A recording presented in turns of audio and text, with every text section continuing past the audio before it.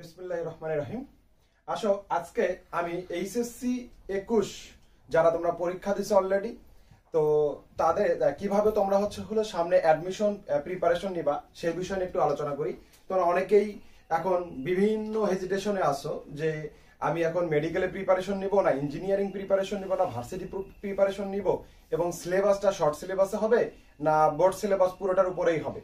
তো এখন আসো এইটা আসলে কেউই বলতে পারে না যে সম্পূর্ণ সিলেবাসে হবে না শর্ট সিলেবাসে হবে। এটা অ্যাকচুয়ালি সম্পূর্ণ নির্ভর করতেছে কার উপরে? ভার্সিটি গুলার উপরে। তো এখন আসো আমরা ভার্সিটি যে সিদ্ধান্তই নিক না কেন আমরা আপাতত শর্ট সিলেবাসটা শেষ করে ফেলি, কারণ তোমাদের পরীক্ষা রেজাল্টের পরপরই তোমাদের এই ঘোষণাটা আসবে যে কিভাবে আসলে পরীক্ষাটা নেওয়া হবে।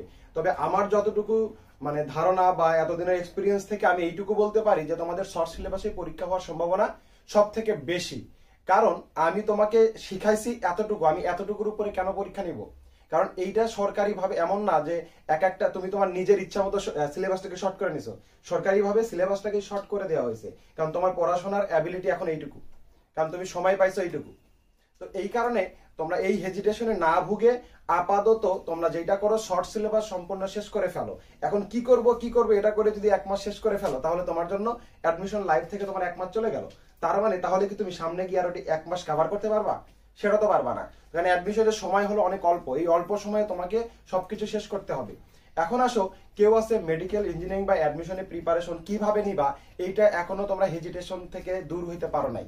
তো আসো কিভাবে তোমরা আসলে প্রিপারেশনটা শুরু করতে পারো আমি এইটা নিয়ে আলোচনা করি।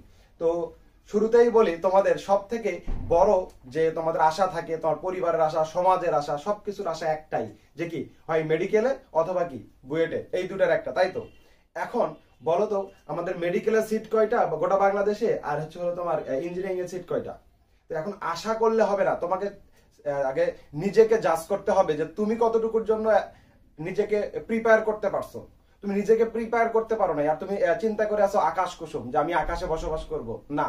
তুমি আগে আকাশে যাওয়ার যন্ত্রটা তৈরি করতে হবে তোমাকে, যে আমি ওই আকাশে গিয়ে বসবাস করতে পারবো কিনা বা আকাশে যাইতেই পারবো কিনা। কারণ আকাশে যাওয়ার অ্যাবিলিটি তোমার নাই, আর তুমি আশা করে আছো আমি আকাশে যেয়ে বসবাস করব না, এইটা না। তোমার অ্যাবিলিটি যেটা আছে তুমি সেটা নিয়ে তোমাকে আগে কাজ করতে হবে। তো তুমি এখন আগে নিজেকে জাজ একমাত্র কি নিজেই করা যায়। তুমি আর উপরওয়ালা ছাড়া তোমার মেধার অ্যাবিলিটি কতটুকু, তুমি কতটুকু ধারণ করতে পারবা এটা আর পৃথিবীর কেউ জানে না, একটা টিচারও জানে না। তো যাই হোক, একটা টিচার তোমাকে হেল্প করতে পারবে, তোমাকে সবকিছুর সমাধান দিতে পারবে না। তো আসো, তো এই ক্ষেত্রে আমরা যে ভুলটা করি সেই ভুলগুলো নিয়ে আমি একটু তোমাদের সাথে আলোচনা করি।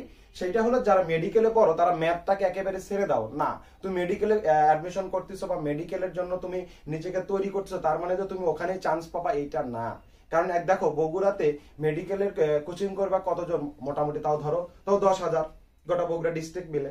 10,000 বা তারও বেশি আমি ধরে নিলাম যে সত্যিকারে মেডিকেলের প্রিপেয়ার হওয়ার জন্য প্রস্তুত হয় 5,000 বগুড়া থেকে। বললাম যে হ্যাঁ, তাহলে এই 5,000-এর ভিতরে দেখো বগুড়া থেকে চান্স পেয়েছে 20 জন বা 30 জন। তাহলে এই 5,000-এর ভিতরে 20 জন বা 30 জন হলে তোমাকে কি করতে হবে, আর বাকি যারা হইতে পারলো না তাদের করণীয় কি? তো এই কারণে আমি বলি যে আমি আজকে তোমাদের কিছু ইনস্ট্রাকশন দেওয়ার চেষ্টা করব, সেটা আশা করি একটু ফলো করলে তোমরা সবকিছুতে ভালো করতে পারবা, আমার বিশ্বাস। তো আসো, যে দেখো তোমরা যারা মেডিকেলে প্রিপারেশন নাও তারা তোমরা কি করো, বায়োলজিকে বাপ মাও ধরে ফেলো, বায়োলজিকে বাবা মা ধরে ফেলো। বায়োলজিকে বাবা মা ধরার কোনো প্রয়োজন নাই। দেখো আমি এইভাবে তোমরা যদি পড়াশোনা করো আশা করি বায়োলজি, ম্যাথ এবং বাকি সবগুলো সাবজেক্টে ভালো করতে পারবা। কারণ তুমি যদি মেডিকেলে বাই চান্স মিস করো, যেন বাকিগুলোতে তুমি কি করতে পারো, মিস না হয়। কারণ ভার্সিটিগুলোতে তোমার জন্য বিরাট বড় একটা জায়গা আছে, যেখানে জায়গা তুমি দখল করতে পারবা। এইটা শুধু তোমার কি প্রপার চিন্তা ভাবনা বা প্রপার রুলস বা প্রপার পড়াশোনার টেকনিক অ্যাপ্লাই না করার কারণে তোমরা এই ভুলগুলা করতেছো বারবার। এখন আসো কিভাবে তাহলে সেইটা, কারণ আমার হাতে সময় এখন 4 মাস সর্বোচ্চ বা 5 মাস। তো এখন এইটুকু সময়ের মধ্যে তোমাকে প্রিপেয়ার হইতে হবে, এবং সেটা সম্ভব। যারা ভালোভাবে অলরেডি পড়াশোনা করছো তাদের ক্ষেত্রে এইভাবে প্রিপেয়ার হওয়া সম্ভব। দেখো তুমি আমরা বায়োলজিতে রেগুলার তুমি তোমার 20% টাইম দিবা, সেখানে একটু বেশি টাইম নিয়ে নিলা 25% বায়োলজিতে দিবা, এবং এটা সম্ভব। তুমি রেগুলার এই টাইমটা তোমাকে মেইনটেইন করতে হবে। এখন আসো বায়োলজি, তারপর তোমার কেমিস্ট্রিতে 20% টাইম দিবা, ফিজিক্স 20% টাইম দিবা। এখন আসো ম্যাথ ইংলিশে তোমার 15 মার্ক। এইখানে তোমার 20% না, ইংলিশ সবাই কিন্তু সচরাচর আগে থেকে অনেকটাই শিখে আসছো, এখন ওই শেখাটাকে রিয়ারেঞ্জ করতে হবে, তাহলে এইখানে তুমি 15% টাইম দিয়ে দাও। এখন আসো সাধারণ জ্ঞান, জেনারেল নলেজে তোমাকে এখন আগের মতো বিরাট সিলেবাস নাই, ছোট্ট একটা সিলেবাস দিয়ে দিছে। এই সিলেবাসটাকে তুমি কি করবা, প্রতিদিন কন্টিনিউয়াস বিকাল বেলা পড়ো, এবং আগে থেকে যারা 22-এর ব্যাচ এইচএসসি 22 তোমরা এখন থেকে এটা কন্টিনিউ করো, দেখবা তোমাদের যখন অ্যাডমিশন হবে তোমরা কতটা বেনিফিটেড হও। কারণ তোমরা 21-এর যারা এটা করো নাই, আগে যদি তোমরা আগে থেকেই যাদের প্রিপারেশনের চিন্তা ভাবনা এইরকম যে আমি মেডিকেলে চান্স হতেই হবে, আমাকে ভার্সিটি বা ইঞ্জিনিয়ারিং চান্স হতেই হবে, তাদের কাজ ছিল এই জেনারেল নলেজটা আগে থেকেই অন্তত একটু একটু করে পড়া, তাহলে তোমাদের তখনই ওটা শেষ, ওটা নিয়ে চিন্তা নাই। বিশেষ করে জেনারেল নলেজ এবং ইংলিশ এই দুটা আগে থেকেই কভার করে নেওয়া যায়। যারা করতে পারো নাই তারা এখন এইভাবে সময়গুলোকে মেনটেন করে নাও। ইংলিশে 10 থেকে 15 দিবা, 15 থেকে 10% দিবা, আর জিকেতে 5% সময় দাও। তাহলে এখন দেখো তোমার কত পার্সেন্ট হচ্ছে, এইখানে 15-20, তাহলে আমার বাকি থাকলো কত, 15% টাইম এখন আমার কাছে ফাঁকা আছে। তাহলে এই 15% তুমি ম্যাথে দিয়ে দাও। এনাফ। তুমি কারণ কি দেখো, ম্যাথ এমন না তুমি করে আসো নাই, তুমি আগে করে আসো বড় ভাবে, এখন সেটাকে শর্ট টেকনিকে ছোট ভাবে শিখতে হবে। তার মানে এমন না যে তুমি ম্যাথ একেবারেই পারো না। তুমি দেখো এই 3 মাস যখন এই ম্যাথ চর্চা করবা না, তখন অ্যাডমিশনের সামনে গিয়ে তুমি কত বড় একটা বিপদে পড়বা। তো দেখো কন্টিনিউয়াসলি যদি এই টাইমটা তুমি ভাগ করে নিতে পারো, আমি বলতে পারি তুমি ভালো কোথাও চান্স পাবা। কারণ দেখো বায়োলজির কথা তোমাকে বলি, দেখো বায়োলজি তোমাদেরকে মাথাটাকে এমন ভাবে খেয়ে ফেলছে যে বায়োলজি সারা পৃথিবীর সব অচল। বায়োলজিতে কত মার্ক, 30 মার্ক। দেখো বায়োলজিতে তোমার হলো 30 মার্ক, ফিজিক্স কেমিস্ট্রিতে কত 25 মার্ক, ফিজিক্সে 20 মার্ক, ইংলিশে 15 মার্ক, জেনারেল নলেজ 10 মার্ক। এটা হলো তোমার হলো মেডিকেলের, এটা হলো মেডিকেলের সিলেবাস। দেখো তো এইখানে তোমার বায়োলজির 30 মার্ক, বাকিগুলো কি পড়ে গেছে যে বায়োলজি নিয়ে তোমরা একেবারে ইয়ে করে ফেলো? হ্যাঁ, বায়োলজিটা অনেকটা কঠিন সাবজেক্ট, কারণ প্রতিটা লাইনে ওর এমসিকিউ আছে। তো এখন আসো বায়োলজির এমসিকিউ এত বেশি, যারা খুবই ভালোভাবে পড়ে তারাও কি 30-30 পায়? এইখানে এত কনফিউজড কোশ্চেন আসে যেগুলো তোমাকে অনেক বাধার সম্মুখীন করে দেয়। হ্যাঁ, 15 থেকে 20 মার্ক যেটা তোমার অ্যাবিলিটির মধ্যে আসে, তুমি 20 থেকে 25 মার্ক বা 22 মার্ক নিজের অ্যাবিলিটির ভিতরে যেটা, সেটা নিয়ে চিন্তা করো, বাকিটাকে ফেলে দাও, তারপরে তোমাকে ডিএমসি তে চান্স হবে। আমি দেখাই দিচ্ছি, দেখো। তো এখন আসো বায়োলজিতে তুমি তোমার মতো করে পড়বা এবং ভালোভাবে পড়বা, সবগুলো সাবজেক্টকে সমান গুরুত্ব দিয়ে পড়বা। আশা করি তুমি ভালো কোনো জায়গায় চান্স পাবা, শুধু মেডিকেলে না বুয়েটেও চান্স পাবা। কারণ এই ম্যাথ ফিজিক্সটাকে তুমি এখন থেকে স্টাডি করবা তাদের পাশাপাশি। কারণ বইয়ের বাহিরে, বারবার আমি বলি, বইয়ের বাহিরে একটা ওয়ার্ডও আসে না। তোমরা মত্ত হয়ে যাও, উমুক স্যার কই থেকে কি আইনে হাজির করে দেয় তোমাদেরকে আমি বুঝি না। কারণ বইয়ের বাইরে যেখানে অ্যাডমিশনের কোশ্চেন হয় না, একাডেমি তো হয় না, আমার অ্যাবিলিটি আমার এইটুকু, আমাকে যদি অনার্স থেকে এখন এনে দেওয়া, মানে একটা টপিকস এনে হাজির করে অনার্সের ইয়ে দিয়ে দেওয়া হচ্ছে, ক্লাস 9-10 ছেলেদেরকে দেখি ইন্টারের সিলেবাস পড়ানো হচ্ছে। আরে বাবা, আমাকে যদি ইন্টারের সিলেবাস কেন আমাকে দিছে? ইন্টারে গিয়ে পড়ার জন্য। আমাকে এসএসসি তে ইন্টারের পড়ার জন্য আমাকে ইন্টারের সিলেবাসটা দেয় নাই। এসএসসি তে যেটা আছে সেটাকে আপনি মাধুর্যতা দিয়ে ছেলেপেলের যেন কি হয়, ফিজিক্সটাকে সহজ মনে হয়, কেমিস্ট্রিকে সহজ মনে হয়, ওইভাবে তুলে ধরুন না। আপনি কি করেন, ইন্টারেরটা নিয়ে এসে হাজির করতেছেন। ইন্টারেরটা শেখার জন্য আমাকে এখন আমার অ্যাবিলিটি হয় নাই, আমি 9-10-এ পড়ি, তখন আমাকে ইন্টারেরটা পড়ানো হয়, আমি অবাক হয়ে যাই এগুলো দেখে। তো যাই হোক, এটা আবেগের কথা, এটা মাইন্ড করো না কেউ। তো এখন আমার যেটা এসএসসি লেভেলের, আমাকে ওইটাই শিখাইতে হবে, এমন ভাবে শিখাইতে হবে যেন এই সাবজেক্টটার প্রতি আমার ভালোবাসা জন্মে, যেটা সাবজেক্ট আমার কাছে সহজ। তো সেটা কি করা হয়, মানে নিজের পণ্ডিত্য দেখানোর জন্য ওই ইন্টারেক্টটা যেটার সাথে আমি পরিচিত না, সেটা এনে হাজির করা হয়, তখন আমার কাছে তো কঠিন লাগবেই। তো এখন আসো এই যে বায়োলজি, দেখো বায়োলজির এই টার্মটা, বায়োলজি দেখো 30 মার্ক, 30-এ তোমাকে 20 থেকে 25 পালে তোমার চান্স হবে। 20 থেকে 25 তুমি যদি মোটামুটি খুব ভালোভাবে পড়ো, সবগুলো সমান গুরুত্ব দিয়ে তুমি 22 পাবা। ওকে, এখন আসো কেমিস্ট্রিতে। কেমিস্ট্রি কিন্তু সহজ না, কেমিস্ট্রি তোমাকে বারবার পড়তে হবে সংকেত গুলা, তারপর বিভিন্ন সমীকরণ গুলা, যখন বলা হয় কোনটা সত্য নয়, এই জিনিসগুলা এতটাই মানে সমস্যায় দাঁড়ায় যে এটা হবে না এটা হবে, এই কনফিউশন গুলো তৈরি হয়। তো এইটার জন্য সবথেকে সহজ বুদ্ধি হলো যে কঠিন সমীকরণ এবং কঠিন যে ওই যে তোমার সংকেত গুলা, এগুলো একটা বিরাট চার্ট করে তোমার বাসার সামনে লাগাই দিয়ে রাখো। ওয়াল দেখতে খারাপ লাগুক কোনো সমস্যা নাই, অ্যাডমিশনের এই কয়টা মাস তোমার ওয়ালটা নষ্টই থাকুক, ওইখানে একটা সাদা কাগজ লম্বা করে লাগাই দাও, সংকেতগুলো রেখে দাও। তখন বারবার যখন তোমার সংকেতগুলো তোমার সামনে চোখের সামনে ভাসবে, তখন আস্তে আস্তে দেখবা ওইগুলো তোমার কাছে এতটা ইজি হয়ে গেছে কল্পনাও করতে পারবা না। তো এই কাজটা কন্টিনিউ করবা, তাহলে দেখবা কেমিস্ট্রি, কারণ কি কঠিন কিছু কিন্তু আসে না, তোমার জানার ভিতরেই আসে, কিন্তু ওই যে কনফিউশন হয়ে যায়। তো এই কনফিউশন দূর করার জন্য এই কাজটা করবা, আশা করি খুবই ভালো করতে পারবা। তো এখন আসো, ধরো আমি কেমিস্ট্রিতে ধরো 22 থেকে 20-এর মধ্যে তোমাকে রাখলাম, ওকে। এখন আসো ফিজিক্স। ফিজিক্সে অ্যাকচুয়ালি মেডিকেলে তোমাদের যেগুলো আছে থিওরি, এবং থিওরি বলতে কি বেসিক থিওরি থেকে বেশি আসে, যে বেসিক থিওরিটা যদি ভালো বোঝো, এবং ম্যাথগুলো আছে এই যে বেসিক থিওরি রিলেটেড যে ম্যাথগুলো তো সবই সহজ আসবে তেমন না, কিছু আছে দেখবা এই তোমার থিওরির ভিতরে টেকনিক্যালি। তো দেখো এই ফিজিক্সে যার কারণে তুমি যদি ভালোভাবে ফিজিক্সটা বুঝতা, তাহলে ফিজিক্সে তুমি 20-এর ভিতরে 20 পাওয়া সম্ভব। এটা আমি ফিজিক্সের টিচার এই জন্য বলতেছি, এটা না, আসলেও তাই।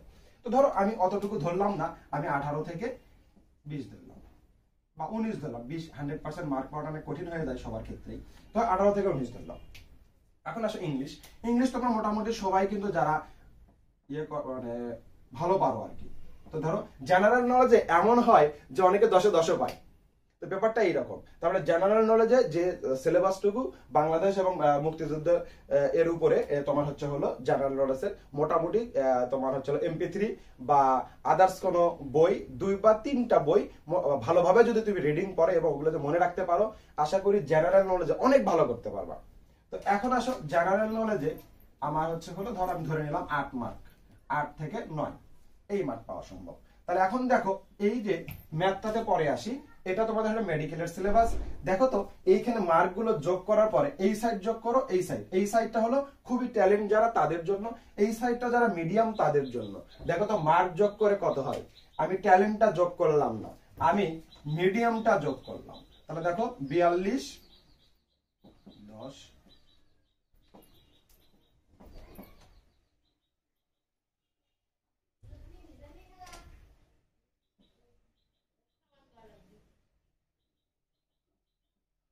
দেখো 78 মার্ক। যারা মিডিয়াম ভাবে যদি তুমি মার্ক কল্পনা করো, দেখো বায়োলজিতে কত পাইছো, বায়োলজিতে পাইছো ওয়ানলি 20, কি সম্ভব? দেখো 78 মার্ক ডিএমসি নকিং ইউ। তাহলে এখন দেখো এটা এই 78 থেকে ডিএমসি তে চান্স পাবা না, বা ডিএমসি তে না পাইলে হয়তো তার থেকে একটা লেভেল কমে আসতে পারে, কিন্তু আমার বিশ্বাস 78 ডিএমসি তে চান্স পাওয়া সম্ভব। তো যদি ডিএমসি তে না হয়, প্রথম সারির কোনো মেডিকেলে তো চান্স হবে, এটা মিডিয়ামদের জন্য। 9 নাম্বার থেকে কানা মামা ভালো, যেখানে তুমি কি একবার লাস্টেও চান্স পাইতা না, সেখানে প্রথম সারির কোনো মেডিকেলে তুমি চান্স পাচ্ছ। বায়োলজিতে ওয়ানলি 20 পেয়ে কি সম্ভব? বায়োলজিতে তোমরা যে পরিমাণ ইফোর্ট দাও, ওর অর্ধেক ইফোর্ট যদি বাকি 4টা সাবজেক্টে দাও, অনেক ভালো করতে পারতো। কিন্তু তোমরা কি করো, বায়োলজি মনে হয় যে মা বাপ, এটা ছাড়া কিচ্ছু নাই, এইটা নিয়ে তোমাদেরকে এখন শেষ করা হচ্ছে। তো এখন আসো, তুমি এইভাবে পড়লে 20 পাবে না রে ভাই বায়োলজিতে, 30-এ 20 চিন্তা করছো? মিডিয়াম কোয়ালিটির যে ছেলেপেলেগুলো, যার মিডিয়াম কোয়ালিটি বলি না, সবাই ট্যালেন্ট, তাদের পড়াশোনার কোয়ালিটিটা মিডিয়াম, এইটা আর কি, ওরাও ট্যালেন্ট, ওরাও যদি রেগুলার করতো আমাদের থেকে বা তোমাদের থেকে হয়তো ভালো করতো। এখন আসো এইভাবে যদি তুমি পড়ো, তুমি দেখো আর যারা এই মার্কটা ক্যারি করবে, এই মার্কটা দেখো তাদের অবস্থাটা কোথায় গেল। তাহলে 5 14 15 16 16 আর হচ্ছে হলো তোমার হলো 9 25 5 হাতে থাকে 1 3 4 5 6 7, ভুল হয়েছে, ও 85 মার্ক। দেখো কি অবস্থা দাঁড়ায়, এ পাবে হলো 85, তার মানে আমি ধরে নিলাম 80, কি ডিএমসি মিস যাবে? তো ব্যাপারটা হলো এইরকম, এমন না তোমাকে হচ্ছে হলো যে বায়োলজি নিয়ে একবার, তাও দেখো আমি বায়োলজি তখন আমি 25 ধরছি, ওরা 27 28 পায়। তো এখন দেখো এইভাবে পড়াশোনার তোমার রিঅ্যারেঞ্জিংটা চান্স করে ফেলো, দেখো তোমার ভালো কিছু করতে পারবা। এখন ধর বাই চান্স তোমার মেডিকেলে চান্স হলো না, তখন তুমি কি করলা, মেডিকেল পরীক্ষার পরে আর অনেকটা সময় পাবা, তুমি যে সময়টা গ্যাপ থাকবে তোমার ম্যাথ তো তুমি কন্টিনিউয়াসলি দেখো, ম্যাথ আমি রাখে দিচ্ছি, কারণ দেখো ম্যাথটাকে যদি তুমি এখন থেকে রেগুলার কন্টিনিউ করতে থাকো, তখন যে তুমি কি করবা, আরো ভালোভাবে পড়া শুরু করো। আর ম্যাথ দেখো, তোমরা ম্যাথ অলরেডি করে আসছো, তোমরা যদি 4 মাস ওই সাবজেক্টের প্রতি না পড়ো, তাহলে মরিচা পড়ে যাবে, এক কথাই শেষ। মরিচা পড়লে সেইটাকে আবার তুমি চকচকা করতে অনেক খাটনির ব্যাপার আছে ভাই। তো এখন তুমি এই ম্যাথটা তুমি বাইরেতে চান্স পাবাই এমন তো না, মানে মেডিকেলে চান্স পাবা এমন তো না, তার মানে তোমাকে ম্যাথ, কারণ তোমার এখন পড়া আছে, এতগুলো আর পড়া লাগতেছে না ম্যাথ, তখন কি শর্ট টেকনিকের যে ম্যাথগুলা সেগুলো তুমি কন্টিনিউ করলা, যে ম্যাথগুলোকে তুমি ভার্সিটির জন্য নিজেকে প্রিপেয়ার করলা, দেখো তো তুমি বায়োলজিও পারো, ম্যাথও পারো, তাহলে তুমি যে কোনো ভার্সিটিতে ভালো করতে পারবা, শিওর ভালো করতে পারবা। কিন্তু হ্যাঁ, ইঞ্জিনিয়ারিং এর জন্য যদি চিন্তা করো তাহলে তোমাকে ম্যাথটাকে আগে থেকে ভালো পড়ে আসতে হবে। তাহলেই তুমি কি বায়োলজি এবং ম্যাথটাকে দুটাকে যদি সমানভাবে আগে থেকে গুরুত্ব দিয়ে পড়তা, তাহলে তোমার জন্য ওই ইঞ্জিনিয়ারিং বলো মেডিকেল বলো সবই সমান হয়ে যাইত। অনেক স্টুডেন্ট পাচ্ছে না, ইঞ্জিনিয়ারিং এবং মেডিকেলে দুটাতে চান্স পাচ্ছে না, পাচ্ছে কারণ তারা ইন্টারমিডিয়েট থেকেই তাদের এইমটাই ওইটাই যে আমরা ভালো কিছু করব। তাহলে তোমাকে ইন্টারমিডিয়েট থেকে ওইভাবে পড়ে আসতে হবে, তাহলে দুটাই সম্ভব। আমি বলতেছি সম্ভব, 100% সম্ভব। কারণ তখন থেকে তোমাকে পড়তে হবে, কারণ এমন না বইয়ের বাহির থেকে কিছু এনে তোমাকে দেয়, এমনকি বুয়েটাও বইয়ের বাহিরে কিছু থাকে না। তাহলে তোমরা কেন বইয়ের বাহিরের এত কিছু নিয়ে চিন্তা করো ভাই? বইটাকে ভালোভাবে পড়ো, বইয়ে যা আছে সেটাই তো আমরা পড়তে পারি না বা পড়াইতেও পারি না। তো ওইটাকেই যদি তুমি কি করো, মনের মতো করে একেবারে ভিতরটা আঠি, যাকে আমরা বলি না যে আঠি ভেঙ্গে পড়ো, ওই আঠি ভেঙ্গে যদি তুমি পড়তে পারো, তাহলে তোমার পড়াটাকে কি করতে হবে, এনজয় করতে পারবা। ওইটাই হলো পড়া। ওইভাবে যদি তুমি পড়তে পারো, তোমার ওই বুয়েট বলো, রুয়েট বলো, চুয়েট বলো, আর তুমি মেডিকেল বলো, আর যে কোনো একটা ভালো ভার্সিটি বলো, যে কোনো জায়গায় তুমি ভালোভাবে চান্স পাইতে পারবা, এটা আমি গ্যারান্টি। এবং এইরকম নজির কম নাই। তুমি তোমাদের এইবার যারা মেডিকেলে চান্স পাইলো, দেখো তোমরা খুঁজে দেখো, অনেকেই আছে তোমার এই যেমন আমাদের বগুড়ার গর্ব বলা যায় সিয়াম, তো ও কি দেখো বুয়েটেও পাইছে, মেডিকেলও পাইছে, ভার্সিটিও পাইছে, সবাই বলতেছে পারে না স্যার ওই অন্যরকম। না, কেউই অন্যরকম না। আল্লাহ পাক আমাদের সবাইকে ব্রেন দিছে, আমরা ব্রেনটাকে ইউজ করতে শিখি নাই। তুমি ওর খোঁজ নিয়ে দেখো, ও অনেক পড়াশোনা করছে, ও একাডেমিতে পড়াশোনা করা অবস্থায় সে অ্যাডমিশন নিয়ে চিন্তা করছে। তখন থেকে সে ম্যাথ, ফিজিক্স, বায়োলজি সবগুলোকে সে সমান গুরুত্ব দিয়ে পড়ছে, যার কারণে সে অ্যাডমিশন এসে সবগুলোতে ভালো করছে। এটা যদি তোমরাও করতে পারো, তোমরাও ভালো করতে পারবা, আমি বিশ্বাস রাখি। কারণ একটা কথাই আছে, তুমি যত পরিশ্রম করবা তত অর্জন করতে পারবা। এখন তুমি সারাদিন, আমি তো পড়াই দেখি যে এদেরকে একটা হোমওয়ার্ক দিলে ছোট, সেই হোমওয়ার্ক পরের দিন আমি পাই না। তাহলে তুমি কি করে অ্যাডমিশনের কথা চিন্তা করে যে তুমি ভালো কিছু কোথাও পড়বা? আরে একটা হোমওয়ার্ক দিলে 5টা হোমওয়ার্ক করে নিয়ে আসে হাজির করবে, এই যে স্যার দেখে, তারাই ভালো কিছু করতে পারবে। কারণ সে পরিশ্রম করছে, সে তোমার থেকে মেধাবী এটা বলা যাবে না, কারণ সে পরিশ্রম করছে। এই কারণে তুমিও যদি ওইটুকু পরিশ্রম করতো, তুমিও পারতা। ওকে, যাই হোক, আজকে অনেক কথাই বললাম। তো আসো, তো এইভাবে যদি আমরা পড়াশোনাটাকে কন্টিনিউ করি, শুধু মেডিকেল না, সব জায়গাতে আমাদের চান্স হবে। তোমার দেখো এইখানে ভার্সিটির ক্ষেত্রে কি করতে হবে, ফিজিক্স এবং ম্যাথটাকে ভালোভাবে পড়তে হবে। তো তুমি এইটার পাশাপাশি আগে থেকে এই প্রিপারেশন নাও, যারা আগে থেকে নাও নাই তারা এখন থেকে ফিজিক্স এবং ম্যাথটাকে তার পাশাপাশি ওইভাবেই পড়াশোনাটা করো না। এখন সময় আছে, এই সময়টা যদি এক সময় সেম হারে সময় দিয়ে পড়ো, এনাফ, তোমার জন্য এনাফ। ওই বায়োলজি নিয়ে সারাদিন পড়ে থাকো আর এগুলোতে একটা তো সময় দাও না, যার কারণে তোমরা কি হয়, যেই বায়োলজি মিস মানে মেডিকেল মিস হয়ে যায়, তোমরা আহত, তোমাদেরকে আর কোথাও খুঁজে পাওয়া যায় না। কেন? এমন কি যে তুমি মেডিকেলে চান্স পাইলা না, তুমি আর কোথাও চান্স পাইলা না? এইটাই হলো কারণ, যার কারণে তোমরা মেডিকেলে চান্স না পেলে আর কোথাও চান্স সহজে পাচ্ছ না। বুঝতে পারছো? ওকে, তো আজকে এ পর্যন্তই। ভালো থেকো, সুস্থ থেকো, আল্লাহ হাফেজ। আর তোমার অ্যাডমিশন রিলেটেড যে কোনো সমস্যা বা যে কোনো তোমার সাজেশন যদি চাও, আমাকে ফোন করতে পারো, কোনো সমস্যা নাই। আমি তোমাদেরকে আমার পক্ষ থেকে যতটুকু সম্ভব হেল্প করতে পারার আমি তোমাদেরকে চেষ্টা করবো। ওকে, ভালো থেকো, আল্লাহ হাফেজ।